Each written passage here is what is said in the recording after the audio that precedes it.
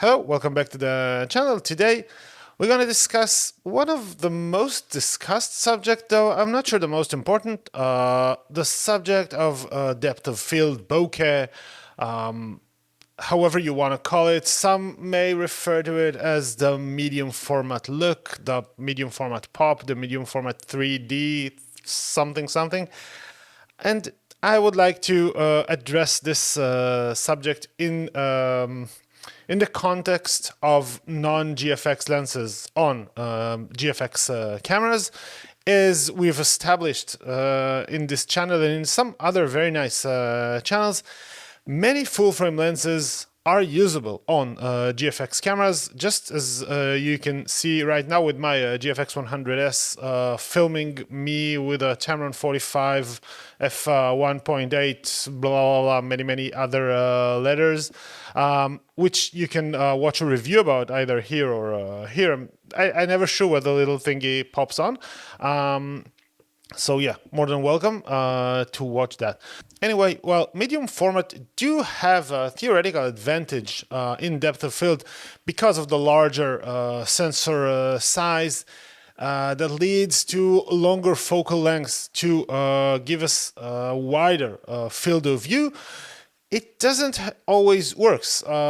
For example, the GFX system, just as well as the Pentax 645Z and the Hasselblad X2D, whatever, all the 44 by 33 millimeter sensors, don't tend to have lenses that are fast enough to give us shallower depth of field than, let's say, f1.4 lenses on full frame.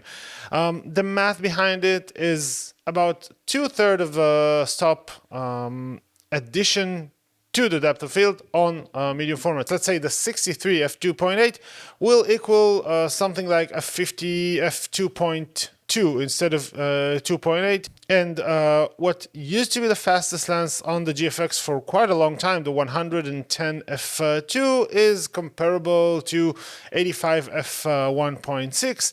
Now we have the 80 and the 55 1.7, which are actually pretty fast and give the full frame systems actual competition in terms of depth of field. Though full frame cameras do have f1.2 lenses and sometimes even faster than that, though usually not with autofocus and with modern lens design. However, these lenses are quite expensive. We're talking about $2,000 give or take, and for that kind of money we can have several non-GFX either EF or M mount or whatever mount lenses with much shallower depth of field, though not necessarily built to the same optical standards. They won't give us the same technical quality, especially in the far edges of the image, in the corners, in the borders. So yeah, it quite depends on what you do with the lens. Though, as shown in some of the videos here, some full-frame lenses get very close to GFX lenses and maybe fall apart just in the very far corners of the frame without any crop, and of course will cost you a fraction of the price.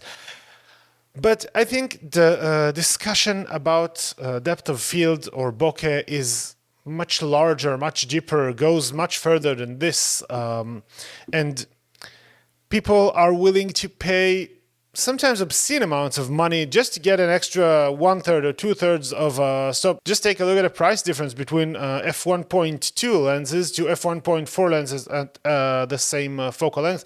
Not to mention f1.8, the 50 is the maybe the best focal length to take a look at, because we have many variants of 50 millimeter lenses. But you know, 50 f1.8 can cost you $100, $200, sometimes a bit more. F1.4 can go a bit higher than that.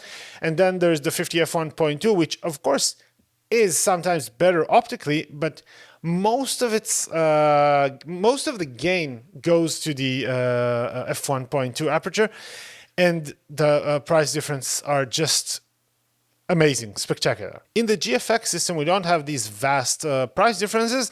Let's say the 50 f3.5 will probably set you back about $1,000, while the 55 f1.7 will set you back about a bit more than $2,000. So it's not a huge price difference, but the GFX system goes for good lenses all across the board. It has no cheap lenses. It doesn't have any affordable lenses. And this, in a sense, is what we're giving it while utilizing full frame lenses on the GFX.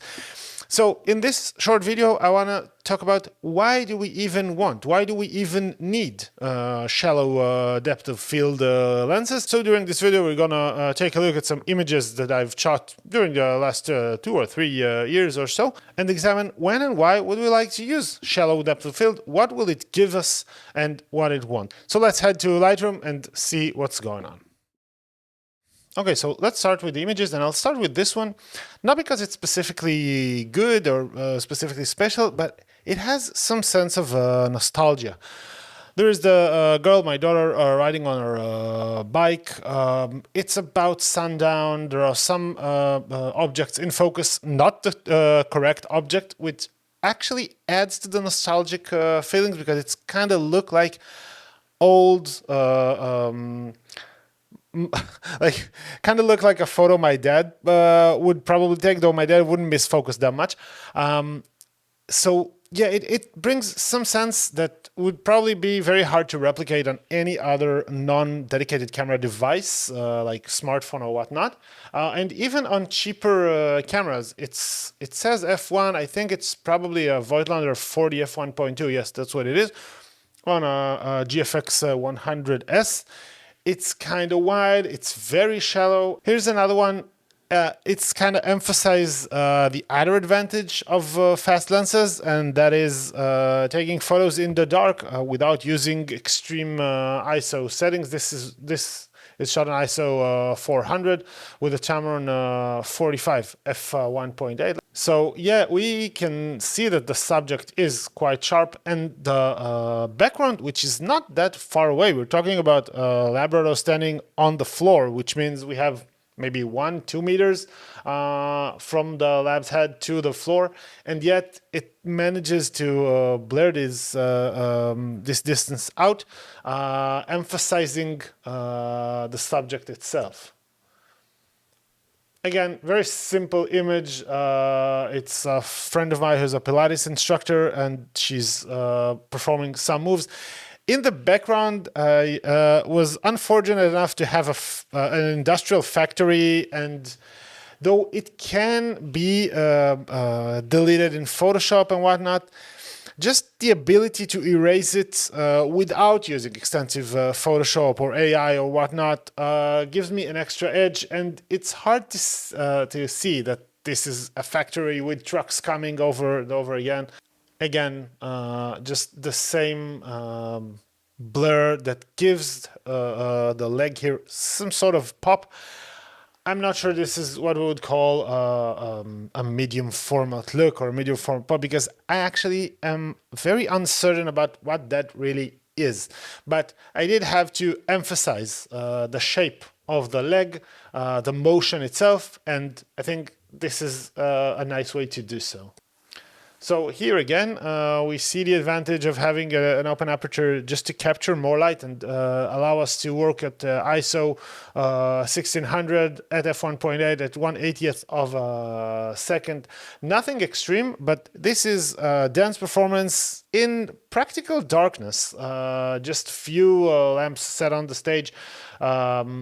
Yeah, not in a big venue, just the street performance, and we'll see some other images from there in which we'll see the importance of how the audience here are blurred out, hard to be seen. They look like just a human mass, not as specific individuals, which emphasize the dancers themselves, the faces, the way they look at one another, and the kind of emotions that they express with the movement. Though we do have motion blur, there's also the bokeh or depth of field blur that we can see, especially regarding the extra dancer and the audience themselves, which again emphasize the main subject of the image. Here as well. here as well. And also here we have some flares, which is something that clinical technical lenses, kind of like some of Fujifilm's lenses, but other lenses as well, don't quite give us. And fast lenses tend to provide or tend to fail to prevent these kind of flares in the fasted aperture. So yeah, this is what we have here. We have some flares, which adds some touch to this image. Here again, using the shallow depth of field, I think it's a 50 f1.4. It's probably a Canon EF 51.4 USM, which I used to use a bit more often, but now not so much. And we can see how it separates the woman in the image from the background and from the foreground. Here as well, this is a West End show called Choir of Men. And again, we managed to maintain some sort of connection between the subjects, but at the same time, we managed to emphasize the main subject, the main person standing with his pint over the others. Here we emphasize the pot of shakshuka in the middle of the frame, while the people behind it are kind of blurred. And here's an image that would probably look very good on the closed aperture on f5.6 and f4. We would have all the details. But the shallow depth of field did give it a certain vibe, kind of like a fairy tale, maybe mysterious forest. The separation, the depth that it gives, it's something we just cannot achieve with narrower apertures. And this is a 135 f2. We can see both the flare and the cast done by the sun that's going down, as well as the very sharp subject being perfectly separated. And we also get what can be considered as bonus of like the orange cast onto the image. Here it's nice. It's not an optical trait. It's not a technical trait, but it's good. This is a wedding, and you can see how the couple itself is emphasized, and the crowd are a bit blurred. And they're a bit blurred because it's shot from afar, from quite afar. But this is an f1.2 lens. So it manages to like extract the best or the most shallow depth of field. So it can also be used for shallow depth of field portraits of a full body, of half body. Here, a photo is given kind of a vintage look. Of course, it's the filtration and the processing, but also the depth of field. Kind of like, because in the olden days, with old cameras, a wintry day would dictate some sort of shallow depth of field, because we would have to use wide aperture to get enough light into the camera. And today we don't have these problems anymore. But yeah, this is a kind of way to connect, to communicate with nostalgia, with the way photography used to look. Here we can see the same image shot at probably f11 and f1.2, and we can see the differences in the vibe. In my opinion, the f11 is a better image because we have every detail necessary. There is a story to be told in this image, and we can practically see it here. But this image does give a different sense. And, you know, we just need to use whatever is good for us, whatever works best. Let's turn on the light a bit.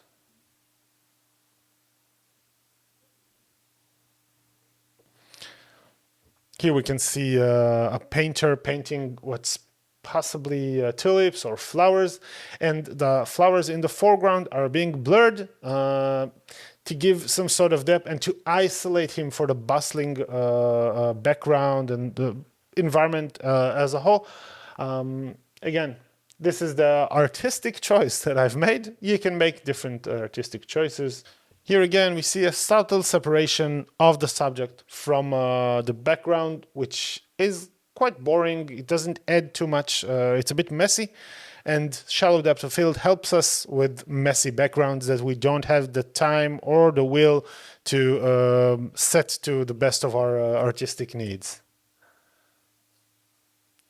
This was shot at a very dark location at f1.2 ISO 6400 and at 1/12 of a second in shutter speed, and the blur is very prominent and apparent in this image, but it does give it something. It does give it some sort of appearance that, in my opinion, makes it more relatable, makes it more warm, makes it more human. And this is exactly the kind of images that would be very hard to replicate in any other device that we can't control to the same level as we can control the image coming from a dedicated camera.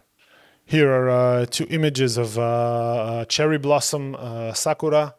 One is shot at probably f11 and the other is at f1.2, and they're completely different images. They do completely different things. They convey completely different visual messages to the viewer. Here's another example of them. Shallow depth of field, non-shallow, deep depth of field. This is a special image because I have to detach the lens to get the amount of macro that I needed to take a picture of the snake. It's about this big, probably. It's quite small, and of course behind glass, so it's not the best in optical terms, but I did get the image, and it's, in a sense, it manages to show how the snake blends into its environment by emphasizing its looks and by separating it from this very environment. If this was shot at f8, f11, the snake would have been even more blended, because the lines between the snake and the background, the greenery at the background would be very sharp, but it would be harder to see the snake, yet it wouldn't convey the message of blending in the same sense. If it makes sense, I hope it makes sense. It's very clear in my mind. I just hope I'm managing to bring this message up front. Here again, I wanted to isolate this person looking at his iPad in a bright sunny day here at Amsterdam, and open aperture is the tool that I chose to do so. Probably other ways to do it as well, but I think this is the kind of advantage that this kind of lenses have. I think I have another one. Yeah, this is how it looks at f16 probably. Everything is sharp. Again, completely different images, completely different stories that they tell. This is a story of the waterfront at a sunny day, and this is the story of a man looking at his iPad while everybody else are doing other things.